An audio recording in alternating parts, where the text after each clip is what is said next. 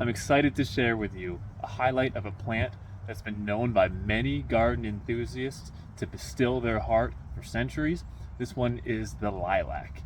So we have the lilac that has its impending bloom that's happening very soon, and I want to share with you some of the features, some of the plant care tips, and then also some of the design ideas that go along with the lilac. So let's jump right in.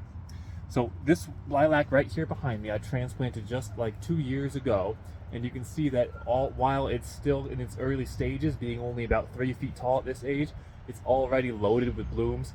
Part of the reason for that is because this one is in full sun. You can see that the closest tree is about 40 feet away from it, and so the more sun you give a lilac, the more blooms it's going to get. There's a direct relationship there. Other things that lilacs really like, they like well-drained soil. So if you can get them that would be great. They like a pH between 7.5 and 6. So it's got to be pretty neutral there in terms of pH, not too acidic. And then also, that's about it in terms of the where it needs to be planted. Hardiness zones is pretty tolerable in a wide array of regions. Now, so this is one plant that I have here on the property. You can see if you get a close up on the buds, that it is it's pretty close to being there. I just love, I got one in the sunshine here. I just love even the way the buds look. It's just very pretty. But in probably 3 days from now, this thing's just going to be loaded with blooms. So that one's a plant that's at its really early stages, and so I'm going to show you a plant also that is a little bit further along. This plant has been around here for about 30 years. It was planted 30 years ago. And for the most part, we just kind of let it go. I might do a light hedge trim once every couple of years. But here it is behind me. I'm going to zoom out so we can see the shape of it. So that's kind of how it grows naturally. This thing's also going to be loaded. It's got a little bit more shade to it, but it definitely does get at least 6 hours per day of eastern sun.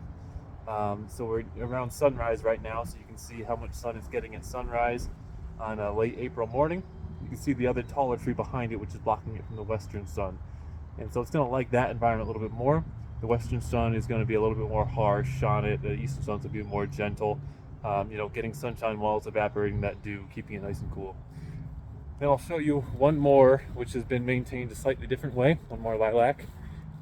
This lilac has been pruned up along the sides just to make it so that the homeowner can mow around it a little bit easier. So I'm going to go to the side where it has the sunshine so you can see even better. And there it is. So you can see, even though he was kind of going at it a rough kind of way, it still does have a nice face shape and very attractive. Other design ideas for lilac. These lilacs, of course, they are kind of just plopped here and there, just interspersed. And here's a close-up of this one too. Nice. So these ones are just kind of interspersed, but there are other sort of design uses for lilac, where a lilac hedge is pretty common.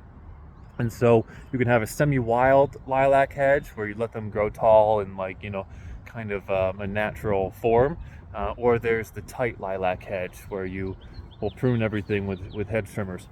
You have to prune them at the right time. Make sure you do prune them after they bloom, but not after bud set. And so I would say sometime in June or July would probably be the best time to prune them. Others do thin them out. Some gardeners will thin them out so they have a more leggy, stalk-like appearance.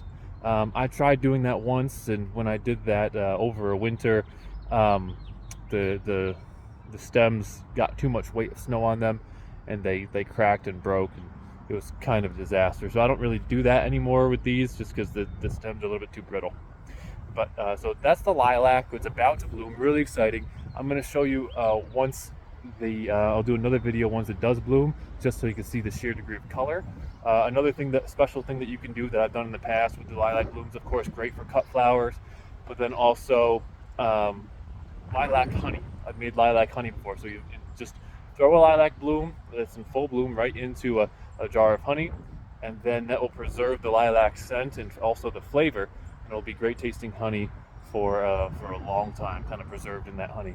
So book release is coming out likely tomorrow. It's under pending review for Amazon, so look out for the book, Ecosystem Gardening. And then also you get to like and subscribe and all of that to my channel. So thanks so much for watching.